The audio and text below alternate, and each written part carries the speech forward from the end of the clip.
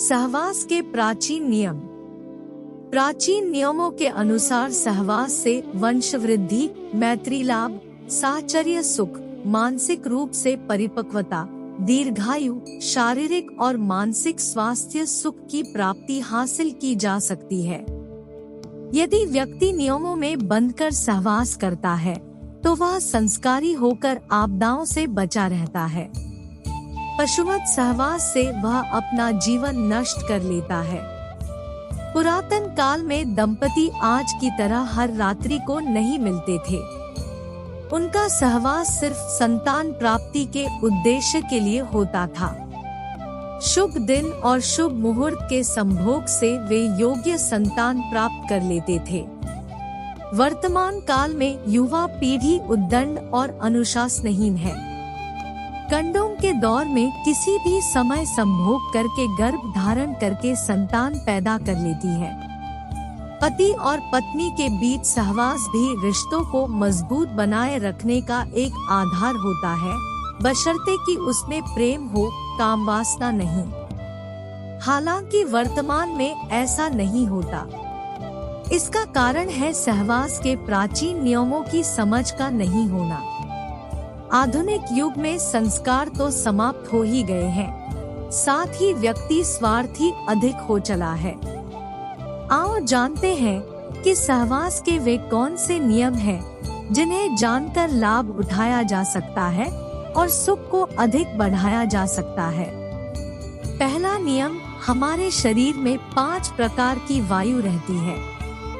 इनका नाम है 1 व्यान, 2 समान, 3 अपान, 4 उदान और 5 प्राण। उक्त 5 में से एक अपान वायु का कार्य मल, मूत्र, शुक्र, गर्भ और आर्तव को बाहर निकालना है।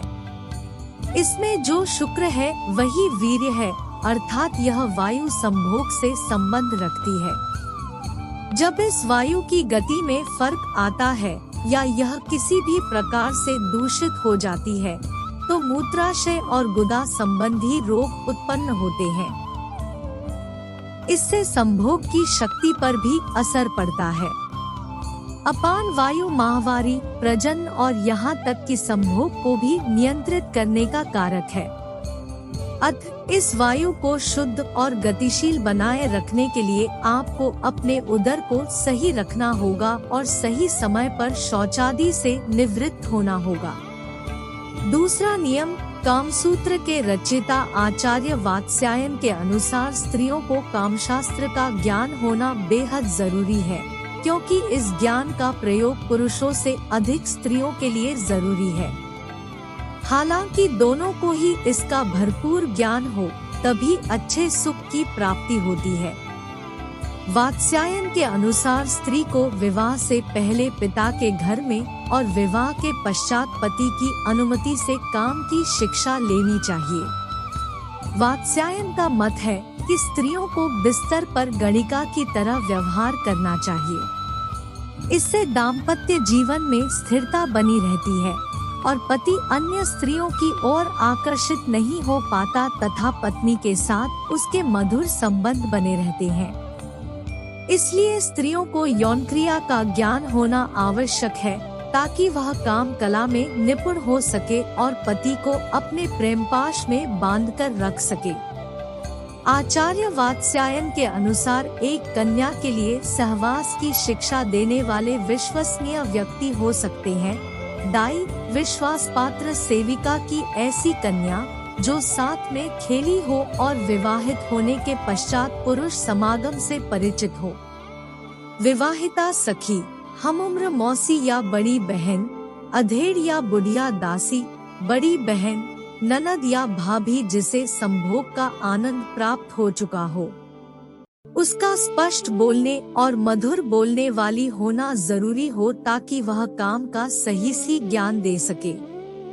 तीसरा नियम, शास्त्रों के अनुसार कुछ ऐसे दिन भी हैं जिस दिन पति पत्नी को किसी भी रूप में शारीरिक संबंध स्थापित नहीं करने चाहिए, जैसे अमावस्या, पूर्णिमा, चतुर्थी, अष्टमी, रविवार, संक्रांति, संधिकाल, श्राद्ध पक्ष, नवरात्रि, श्रावण मास और ऋतुकाल आदि में स्त्री और पुरुष को एक दूसरे से दूर ही रहना चाहिए। इस नियम का पालन करने से घर में सुख, शांति, समृद्धि और आपसी प्रेम सहयोग बना रहना है, अन्यथा गृह कलह और धन की हानि के साथ ही व्यक्ति आकस्मिक घटनाओं को आमंत्रित कर लेता है।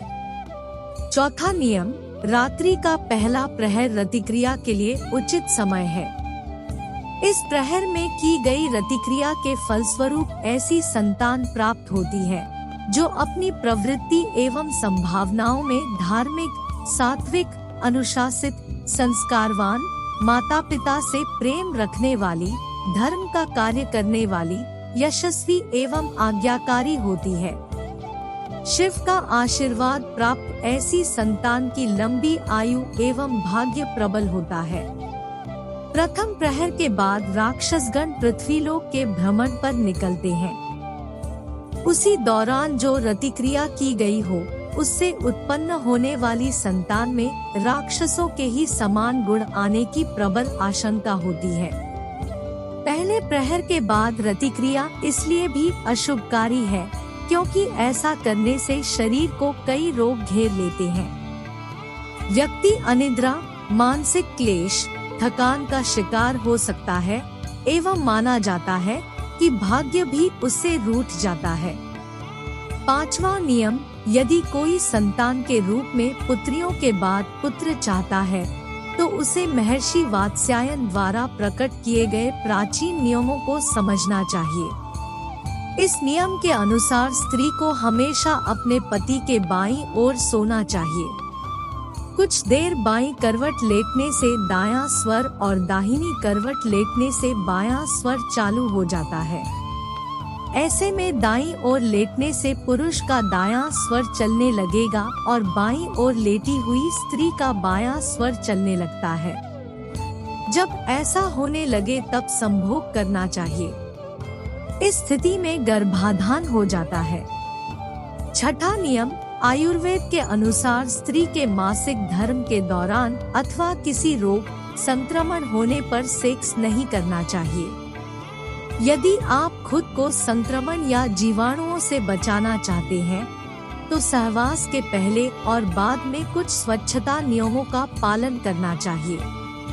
जन्नांगों पर किसी भी तरह का घाव या दाने हो तो सहवास न करें। सहवास से पहले शौचादि से निवृत्त हो ले।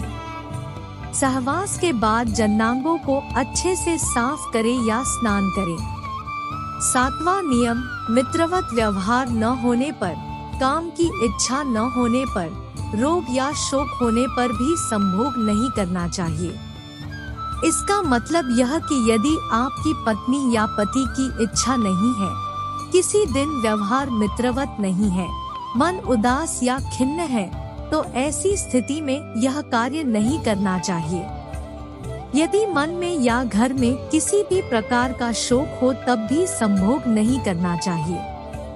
मन स्थिति अच्छी हो तभी करना चाहिए। आठवां नियम, पवित्र माने जाने वाले वृक्षों के नीचे, सार्वजनिक स्थानों, चौराहों, उद्यान, श्मशान घाट, वध स्थल, चिकित्सालय, औषधालय, मंदिर, ब्राह्मण, गुरु और अध्यापक के निवास स्थान में सेक्स करने की मनाही है। यदि कोई व्यक्ति ऐसा करता है तो उसको इसका परिणाम भी भुगतना ही होता है।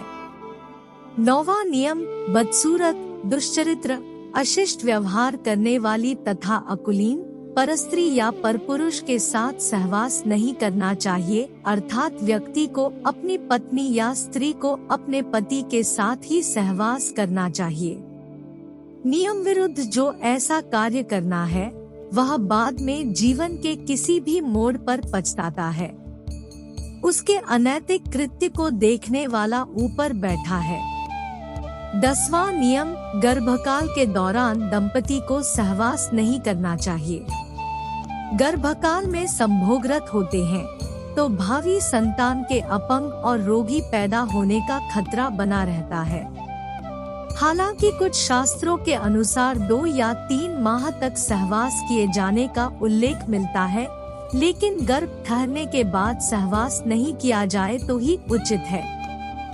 11वां नियम शास्त्र सम्मत है कि सुंदर, दीर्घायु और स्वस्थ संतान के लिए गणान, ग्रहण, सूर्योदय एवं सूर्यास्त काल, निधन नक्षत्र, रिक्ता तिथि, दिवाकार, भद्रा, पर्वकाल, अमावस्या, श्राद्ध के दिन, गंड तिथि, गंड नक्षत्र तथा 8वें चंद्रमा का त्याग करके शुभ मुहूर्त में संभोग करना चाहिए। 12वां नियम मासिक धर्म शुरू होने के प्रथम 4 दिवसों में संभोग से पुरुष रुग्णता को प्राप्त होता है। 5वीं रात्रि में संभोग से कन्या, 6ठी रात्रि में पुत्र, 7वीं रात्रि में बंध्या पुत्री, 8वीं रात्रि के संभोग से ऐश्वर्यशाली पुत्र, 9वीं रात्रि में ऐश्वर्यशालिनी पुत्री, 10वीं रात्रि के संभोग से अतिश्रेष्ठ पुत्र, 11वीं रात्रि के संभोग से सुंदर पर संदिग्ध आचरण वाली कन्या, 12वीं रात्रि से श्रेष्ठ और गुणवान पुत्र, 13वीं रात्रि में चिंतावर्धक कन्या एवं 14वीं रात्रि के संभोग से सद्गुणी और बलवान पुत्र की प्राप्ति होती है। 15वीं रात्रि के संभोग से लक्ष्मी स्वरूपा पुत्री और 16वीं रात्रि के संभोग से गर्भाधान होने पर सर्वज्ञ पुत्र संतान की प्राप्ति होती है। इसके बाद की अक्सर गर्भ नहीं ठहरता।